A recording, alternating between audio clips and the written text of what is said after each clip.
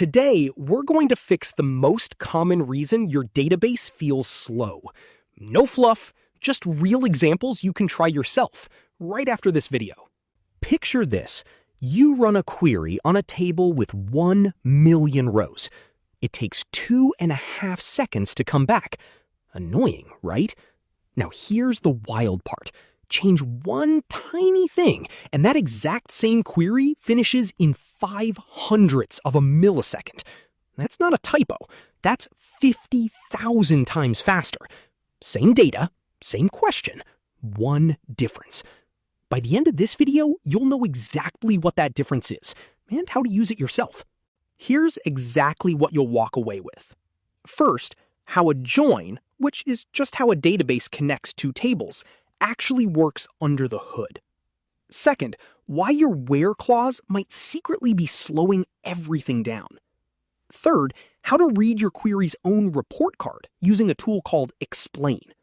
And fourth, the indexing mistakes that quietly hurt performance, so you can avoid them before you start. Let's get into it. Step 1. Let's talk about joins. A join is just how a database connects two tables together, kind of like matching names on a guest list to seats in a hall. Look at this customers table and this orders table. The order doesn't have a name on it, just a customer ID. A join simply matches them up. Sam goes with the laptop, Maria goes with the mouse. In SQL, it looks like this. We select what we want from the first table and join the second one on the columns that match. Simple enough on the surface, but how the database actually performs that matchup is where things get interesting. There are 3 common ways a database can perform that join behind the scenes. Nested loop join.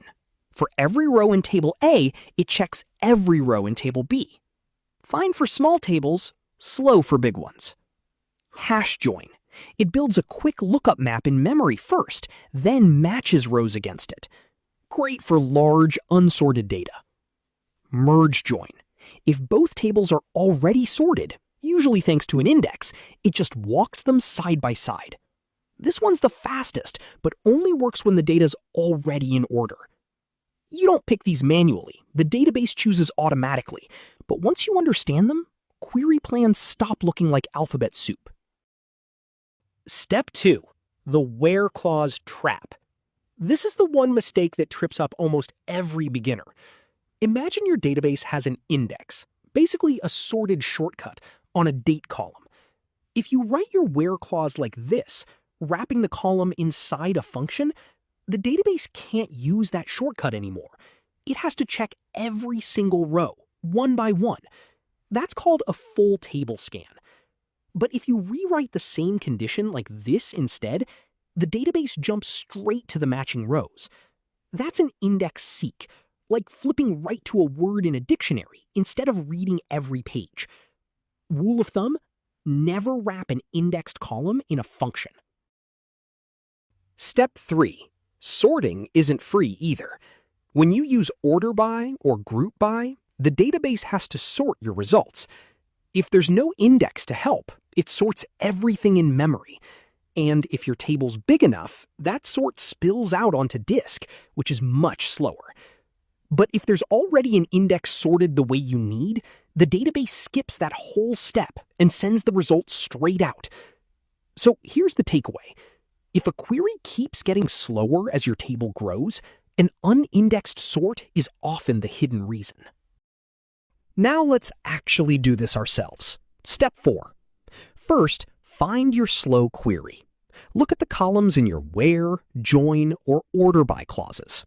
Second, check what's already indexed by running explain on that query. Third, create the index. It's just one line. Create index, give it a name, then on, the table, and the column in parentheses. And fourth, this is the part people skip. Rerun explain again and compare the numbers. If the cost or time went down, you just made your database faster. Let's bring back that benchmark from the start of the video. Same table, 1 million rows, same exact query looking for one email address. Without an index, The database scans all 1 million rows, 2.5 seconds. Add one index on that email column, and now it jumps directly to the row, 50,000 times faster. That's not a special trick. That's just what an index is built to do. Before you go index everything, let's cover 4 mistakes beginners make. Indexing every column. More indexes means slower inserts, updates, and deletes, plus wasted storage space. Duplicate indexes. 2 indexes doing the same job just waste space and confuse the optimizer. Unused indexes. If nothing ever queries against it, it's still slowing down every write you make. And low cardinality indexes. Indexing something like a true or false column rarely helps because there just aren't enough unique values. More indexes isn't always better. The right indexes are. So how do you actually check any of this on your own database? One command: explain analyze. Just put it right before any query in Postgres or MySQL and run it. It'll show you real execution time and whether your query actually used an index. In MySQL, look for the word type. If it says all, that's a full scan, and that's bad. If it says ref, that means an index was used. That's what you want. You don't need to memorize the whole output. Just run it before and after you make a change, and watch that number go down. Let's do a quick recap before you go try this yourself. Index the columns you join, where, and order by on. Never wrap an indexed column in a function. Always run explain analyze before you optimize. Measure first. Watch out for too many or unused indexes.